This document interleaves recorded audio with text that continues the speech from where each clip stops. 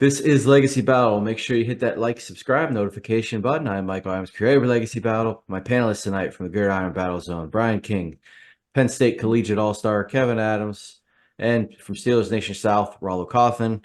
We are joined for a discussion on the four majors in golf tonight, followed by a Q&A with our special guest. He's a professional golfer from Arizona State University, 15 career professional wins, and he has won on the PGA Tour and the Championships Tour. So the Champions Tour, excuse me. We want to welcome Tom Purtzer. Tom, thank you so much for coming on. Hey, you bet, Mike. Thanks for having me. Awesome. So unique situation tonight. We're not actually going to vote which tournament is the greatest. I think we kind of all take our hats off to the Masters on that one, but we're going to give a little bit about the history, get Tom's take on them, and then talk about his career. So we're going to start tonight with the Open Championship, and that's going to be me running that one. So AKA the British Open, obviously takes place in Europe. This is the oldest golf tournament in the world, started in 1860. Now the current prize field is 16.5 million, so that's a nice penny. I could use a quarter of that and be fine. It's always played on a links golf course. Of course, means the course is shaped by nature, not man. So respect what God has done on these courses. It's the oldest and most prestigious of this is St. Andrews. Winning there is kind of like the pinnacle of golf, I've always felt. The trophy is the claret jug. I think I said that right. And much like the Stanley Cup winner, it gets you get it for a year and your name carved engraved on it. So it gets passed around. That's pretty nice. Most wins goes to Harry Vardon with 6. Most runner-ups, Jack with 7. All the big names have won it though. Tiger, Bobby Jones, Phil Mickelson, Greg Norman, Jack and Arnie, Trevino, you name it. They're all on there. Now, some of the famous moments from the course, we got 2010. Rory McIlroy puts up the 9 under par 63, tying the lowest round in a major. 1990, Nick Faldo gets his second win there with a minus 18. That was a record at the time. 2000, Tiger winning it, becoming the youngest person to win the Grand Slam at age 24. And then 1984 at St. Andrews, Tom Watson and his name is so hard to say, Severino Ballesteros, neck and neck. And then, Swebb there, he hits that long birdie on 18 to win. So that was a big moment there. And then, of course, we got Constantino Rocco, where he duffed his chip on the 72nd hole in the tournament into the Valley of Sin. John, he dumped it in there. And then he hits a 65-foot putt to force a playoff, come back and win that tournament. That was a big moment there. So it's never on the same course over there. They do change it around, but St. Andrews is definitely my favorite of them. Tom, which courses have you played over there? Let's see. Played Troon twice, Muirfield, Royal St. George, Birkdale. Let's see. There's a couple other ones, but I only played probably 8 or 9 times, I think, something like that. And do you have a favorite? Oh, go ahead. Yeah. So for a while there, it was a lot different then when it is now. I finished in 1982, went over there, qualified, and shot. Let's see, I shot 76 first round, finished up, tied for 3rd, and won $11,000. I barely broke even. Wow. So it was more when you played the British Open back then. It was more for the history and how you felt about the majors and how you felt about the British Open. Do you have a favorite moment from that tournament? Yeah, probably. I just remember that it was at Troon, and 17 is a pretty hard par 3. It's about 220-ish, something like that. And last round I hit a 2-iron and I hit it about 6 inches to make birdie there. So that's probably what sticks out most about that particular. But it was funny. I mean, the first round, there's only one road in, one road out, and it took me half an hour to get from where I was staying. It took me half an hour to get in there, and I had no idea about traffic that first round. And I got to the tee with about 15 minutes. I got to the golf course 15 minutes before my tee time, so I almost missed my tee time. Shot 76, and then I played great after that. The last 3 rounds I played really good, but it's a little different over there. It's like Kevin up there. He pulls up a minute before tea time. You're like, where's he at? But, you know. So let's move on to Rollo. Rollo, what major you have? I have the U.S. Open. It's the third of the four major championships and is on the schedule of both the PGA Tour and the European Tour. The U.S. Open was first played in 1895 at the Newport Country Club, and the first winner won a cool $150. The U.S. Open was originally dominated by British players until 1911, until John McDermott won it. From 1926 to 2000, Americans had won the tourney 68 times out of 74, dominating the U.S. Open. But since 2001, American has only won 12 times in 23 matches. Although Americans have won 7 of the last 10, including Wyndham Clark, who won a cool $3.6 million.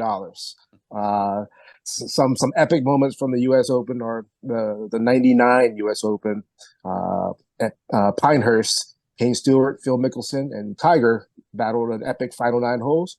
But at par 4, Stewart up by 1 over Phil, hit into the rough, and then hit a 9-iron within 15 feet. Stewart, off a tip from his wife the night before, actually won the U.S. Open off a tip from his wife. And then who can remember Payne Stewart grabbing Phil's face and telling him, "You're going to be a great father," on Father's Day, by the way. But Payne Stewart, unfortunately, would pass away 4 months later.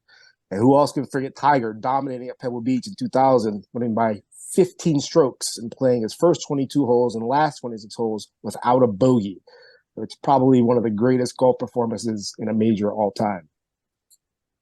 So, Tom, he mentioned Pinehurst. I know they've used Oakmont Country Club, I believe, the most. I think it's 9 times they've used that. And Pebble Beach, there's at 6. There's a couple other in there. But this one also changes courses. You know, what are your thoughts on just the prestige of the U.S. Open? It kind of makes, you know, gives you a major, but it kind of really makes you put you on the map if you win that for the first time. And some of the courses for this one, what are your thoughts on it? Yeah, this for me, you know, it's my national Open. So for me, it's even more important than the British Open, just because it's our national Open. But I always, you know, when I was putting when I was a kid, I was always to win the U.S. Open, none of the not the other majors. But I love, you know, I love playing Open. It's always the most difficult of the venues with the rough and that kind of stuff. I had 2 chances, really good chances to win in 77, 79. It was 77 probably is my best chance. I was a shot behind Hubert Green going, you know, pretty much all the last day. And yeah, you probably don't remember, but Hubert had a death threat on his life going into the last round. So, you know, and they didn't tell us that, which was unfortunate because I kind of could understand what they were doing. But like in the last 9 holes, they stopped us. The USGA stopped us 3 times to water the greens, and there was only one group behind us. So my playing partner and I go, "What, you know, what's up with this? Why would they be doing this?" And it, you know, it just stops your momentum. It stops your rhythm. And, you know, if they would have told us what they were doing, it would have been a different story, but they didn't tell us that. And so we just kind of got frustrated, and I ended up hitting the ball out of bounds on a par 3, but I think it was 14 maybe along the road. Wind was blowing real hard right to left, and I got a ball up a little bit, and it started hooking, hit a tree, and went out of bounds. So it was, you know, kind of unfortunate, but yeah, they always play great golf courses. You know, I love Pebble Beach, and like Earl said, that Tiger's performance at Pebble was incredible to win by that many shots over, you know, basically the best field in, you know, of all majors. But, you know, to me, I always look forward to playing the British in the U.S. Open. Oh, let's go to Kevin. Yeah, so I got the Masters. This is pretty much the big time. Purse for this is currently at 18 million, so a little over 3 million going to the winner, scheduled for the first week of April every year.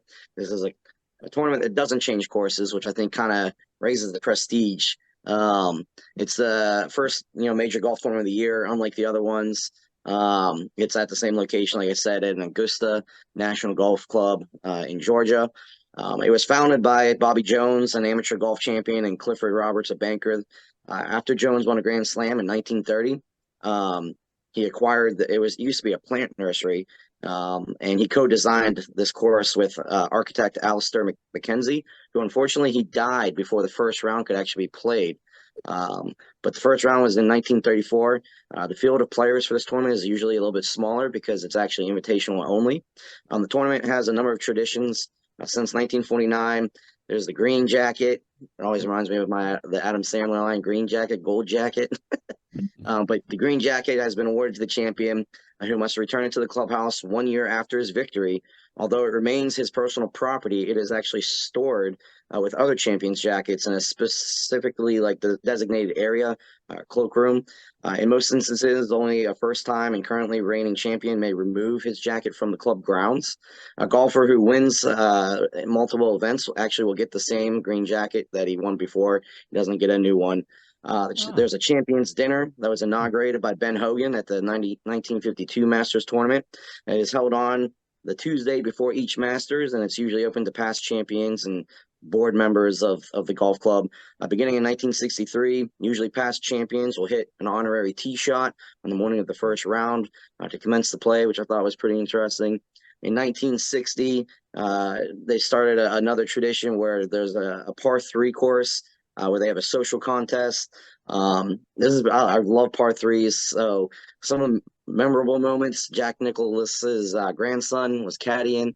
He actually took a tee shot and sunk a hole in one right in front of Jack. That was a great moment for him to share with his grandson. Seamus Powers, he hit back-to-back hole in ones during this contest. There's like a different feeling to par threes. But Nicklaus, he has the most Masters wins with 6 between 1963 and 86. Tiger Woods won 5. Palmer won 4, and then there's 5 other players that have won 3 titles. The first non-American player to win it was out of South Africa, and this tournament is just invitation only. It's got the prestige, same course. I mean, this is like the Super Bowl. Tom, you had a nice showing there in '89. Tell us about the prestige of this tournament, the course itself, and what does that green jacket mean? Well, I think what sets the Masters out is like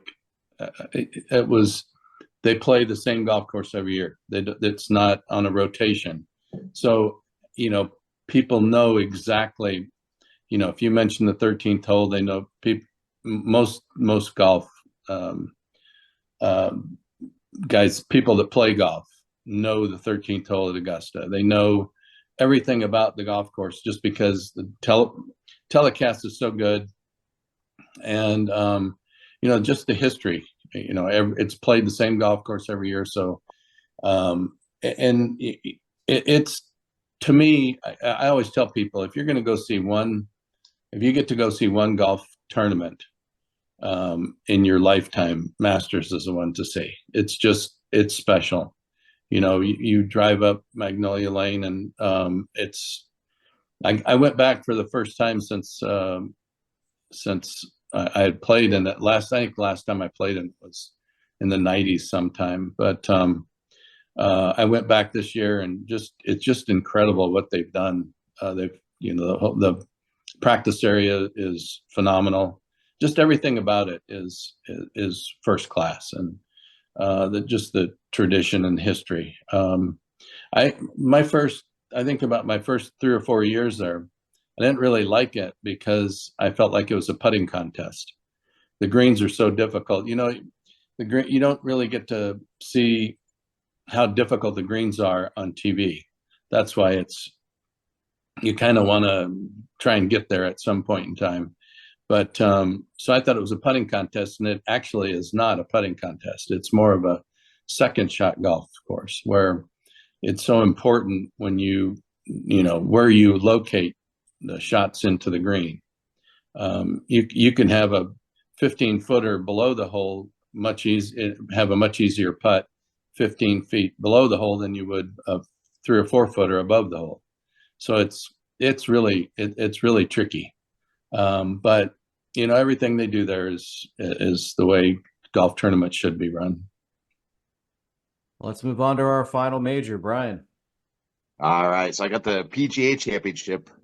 It was established in 1916, and by the time this show airs, it will have been played 106 times.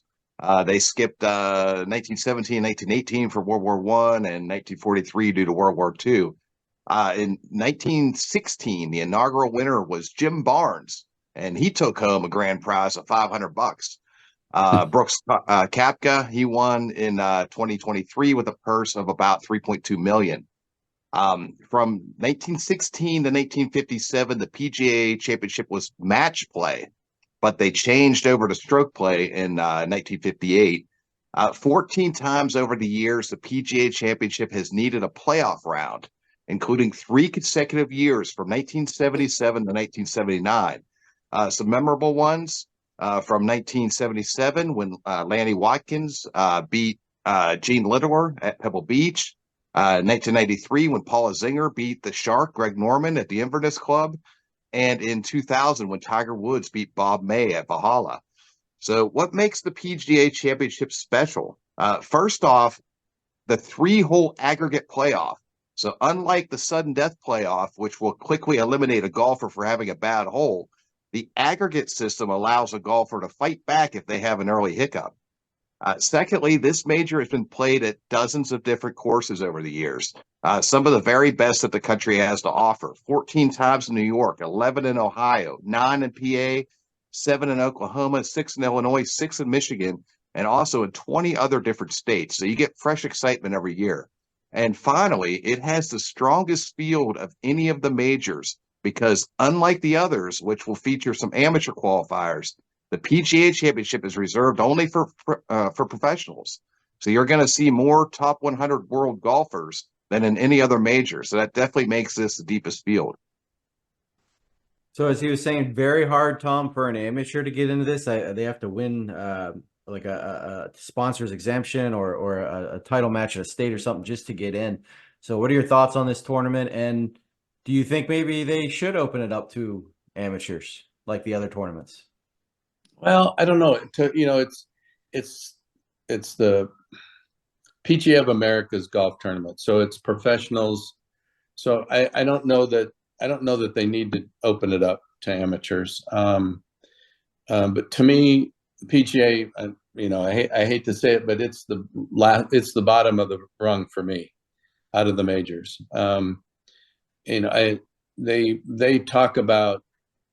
like to talk about how it's the strongest field, but actually there's about 40 club pros. So, and nothing against club pros, but typically they don't. It was great last year. Was it last year that the club pro finished top 10, I think, something like that, which is unique. It doesn't happen very often, but to expect guys that work in the shop all year to compete with professionals it's tough for them to compete. But again, they play great golf courses. They rotate certain golf courses in and out more than others. They play a lot at Valhalla, which the PGA owns. PGA America owns. So, but they pick out great golf courses, and the tournaments are always usually pretty good. For some reason, I never really played too well in the PGA. It was kind of the last major, so it's end of the summer, and by that time you're a little bushed. So I don't know. For some reason, I just didn't play very good in them. Well, maybe you'd play in them now, because in 2019 they moved it to May. They switched it from August to May. I'm not sure why they did that, but yeah. So yeah, they switched it so that it wouldn't compete with the NFL. That's why, because the NFL starting up preseason. That makes sense. That makes sense. Yeah. Okay. Well, we hope you enjoyed that little history lesson there of the majors in golf. We're going to move into our Q&A now for Tom with his career. We'll just go Kevin, Brian, Rollo, me. So 1976, 1978, 1986, and 2001. You did something in those 4 years, and that was you got a hole in one. And you have more hole in ones than Tiger Woods. So tell us what does it take to get hole in ones, and what goes through your mind after you sink that shot? I don't know. I can't imagine that I got anything more than Tiger Woods. You know, you got to think that hole in ones are pretty much luck.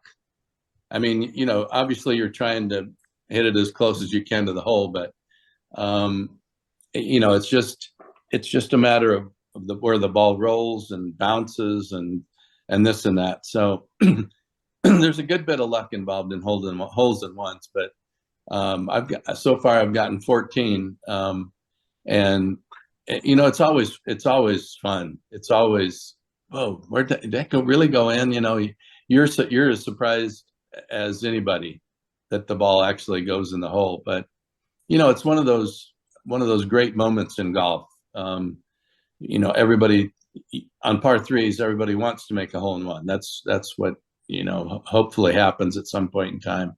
You know, and I've heard stories that you know, Ben Hogan, one of the greatest ball hitters ever, never made a hole in one. So I don't know if that's true or not, but I can't imagine that he didn't, as good as he hit iron shots. I can't imagine that he didn't make one. But it's interesting. I mean, you know, when you get on par three, it's the question I always get is how many holes in ones have you had? You know, and I always ask, you know, you guys ever made hole in ones? You know, when we play in pro-ams and stuff, and so it's fun. So, Tom, back in 1991, you partnered up with Lanny Watkins, and you guys were able to defeat Jack Nicklaus and the Shark, Greg Norman, at his own invitational, the Shark Shootout. So, what was that experience like? That was great. I still say that's the most fun golf tournament I've ever played in. You know, Lanny being Lanny, he kind of directed me around every shot on every hole, and we had a great time. He kept saying all week, he goes, you know, if we shoot the lowest round every day, we're going to win this thing. And we kind of did. That tournament is fun because you have a different format. There's 3 days. You have a different format every day. So you really got to be playing good to win that event. And fortunately, Lanny and I had a great week, and we teamed really well together. And it was fun. Like I said, it's probably the most fun tournament that I can ever remember playing. Tom, you went in the U.S. Open in 77 and 79, tied for third going into the final round. Which of those two tournaments did you feel like you had the best chance to win? And what was your mindset going into the final round? Yeah, because the 77, that was my second year on tour. So I was pretty fresh.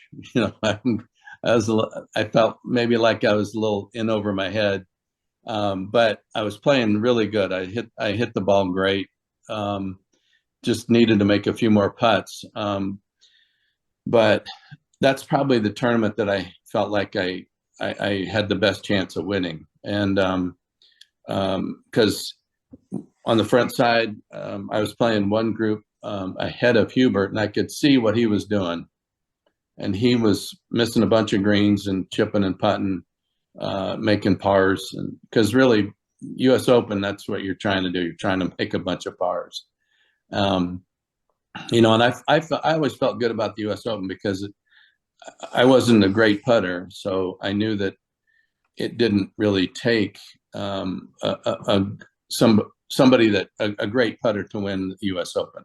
I mean, obviously, great putters have won the U.S. Open, and you don't win U.S. Opens without putting good. But I just felt like, you know, I hit the ball pretty good, tee to green, so my putting maybe didn't need to be as good as some other guys. But yeah, that was I mentioned earlier that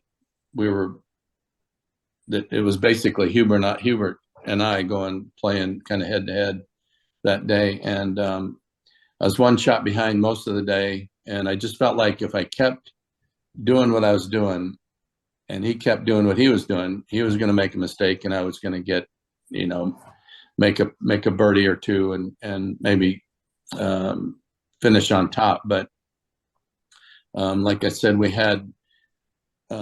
he had a death threat on his life going that last round. And the USJ never mentioned to us that they were going to slow down because they were getting people, police and snipers and all this into position in case something happened. So they were trying to slow us down on the backside, and they kept 3 different times during the last round. They syringed off the green. They watered the greens, and we just thought it was weird because there was only one group behind us, and it was hot, but that's not normal to stop play, syringe off the green, 3 times in that last 9 holes. So it was unfortunate that they didn't tell us. I think if they would have told us, we would have understood. But you just kind of kept getting a little irritated at what was going on. But and then 79, I had a good chance going 79 because I think I birdied maybe like the first 5 holes or first 4 holes in the last round, and I think I got either even with Hale or maybe one behind, and I played good. I just just kind of didn't get over the hump. But I didn't, back then we didn't have sports psychologists or, you kind of just winged it on your own. And I wasn't the most confident person around back then. So it was, you're thinking all along, man, this is the US Open. This is it. This is cream of the crop. This is what I've been dreaming all my life. So, I was trying to win real hard. I just didn't quite get over the hump. So I'm going to take you to August 25th, 1991, World Series of Golf. You go into a playoff with Davis Love III and Jim Gallagher. Some good names there. You win it on the second extra hole. What can you tell us that you remember from that exciting moment in golf history? Well, it was, that for me, I was 40 years old that year. And that tournament, if you won, you were able to get a 10-year exemption, which that would have taken me right to the Champions Tour, which was huge because your last from 45 to 50, it's a little struggle to stay out there playing and stuff.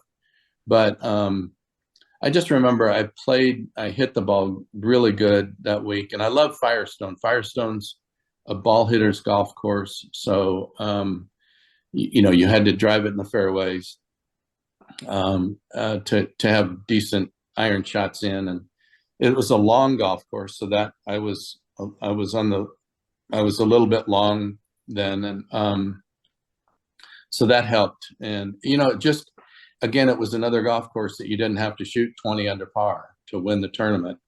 So I always felt good about that. And in our playoff, we all parred the 17th hole, and then we came to 18, and Jim, I think Jim was hitting first, and he hit his tee shot over in the 10th fairway, which was like 50 yards to the right.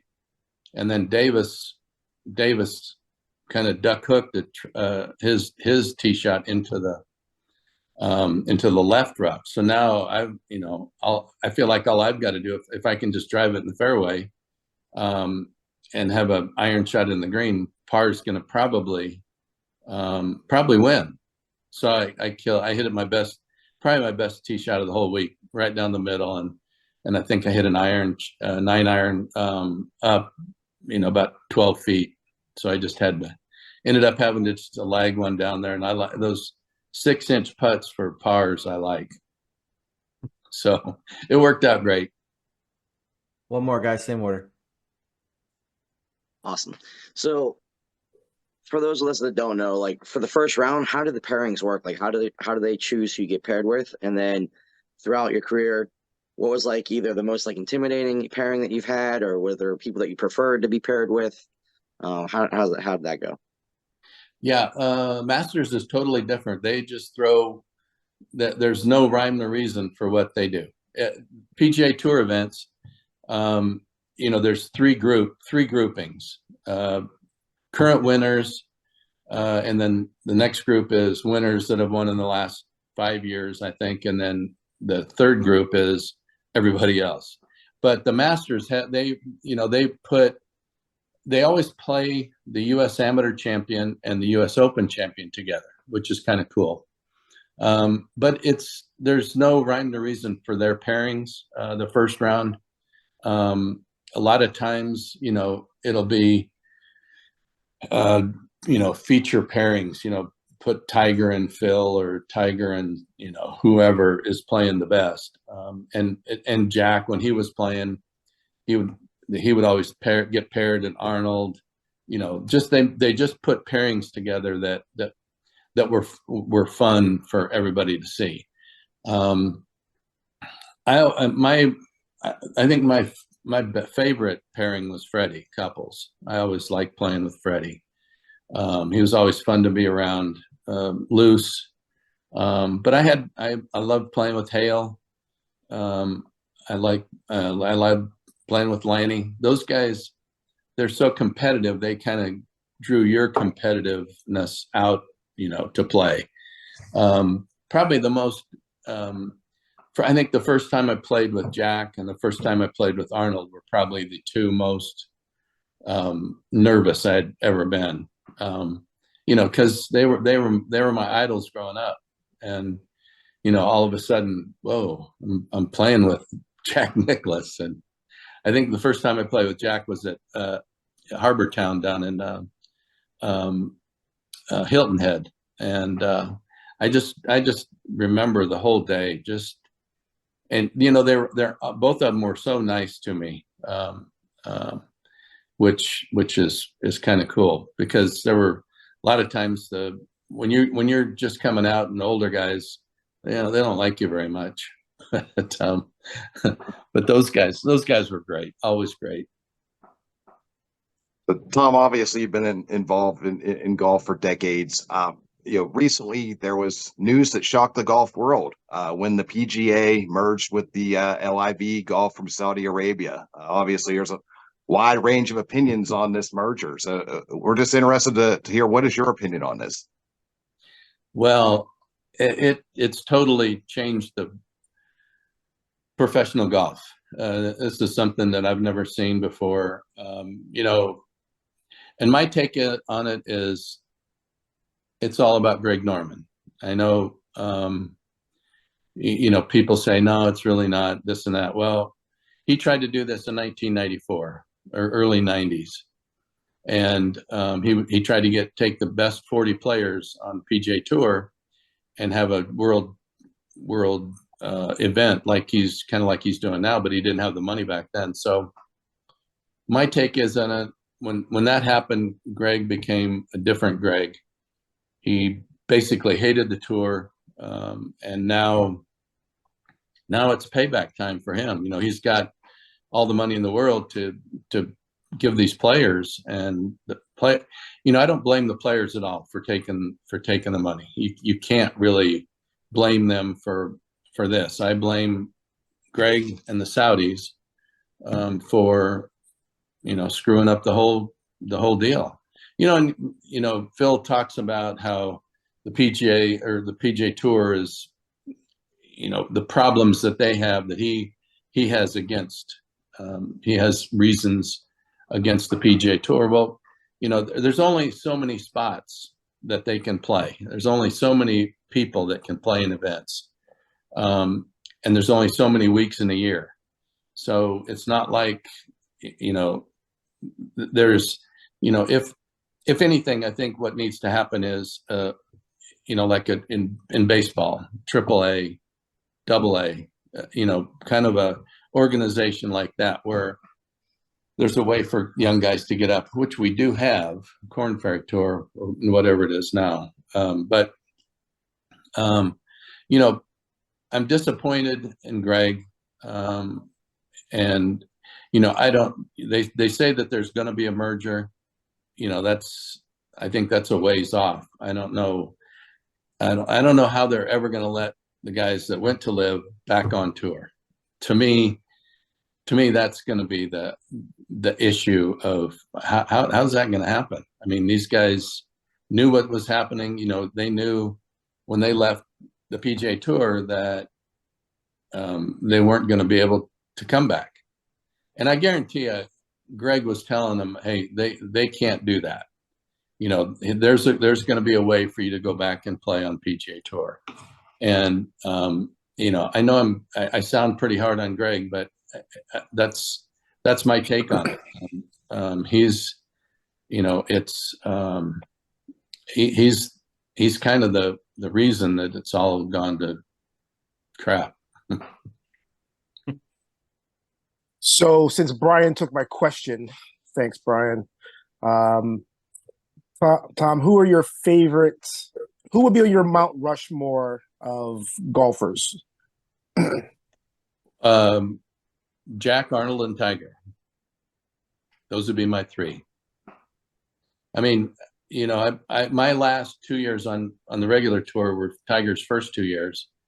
And I had a chance to play with them, I don't know, 5-6 times in tournaments and stuff. And, you know, I'd played with all the other greatest players ever and pretty much in their prime. Maybe not so much Arnold, but Jack, certainly Jack. And Tiger just hit it. He had no weaknesses. I mean, he hit it as good as anybody had ever seen, as long as anybody had ever seen. And he putted like God. He was just he had no weaknesses. You know, to me, it's still probably a toss up between the greatest player ever is either Jack or Tiger. And I have a hard time. You know, these guys were in different eras, different equipment, and all. So it's hard to compare. You know, who's to say the best player is? Jack didn't have the equipment that the young guys have, and I don't know it. You know, you see the 18 majors that Jack has, and then you go, wait, he had 19 second place finishes. So it's pretty hard to argue against him. But then, you know, Tiger's winning major championships by 15 shots, by 12 shots, by 8 shots.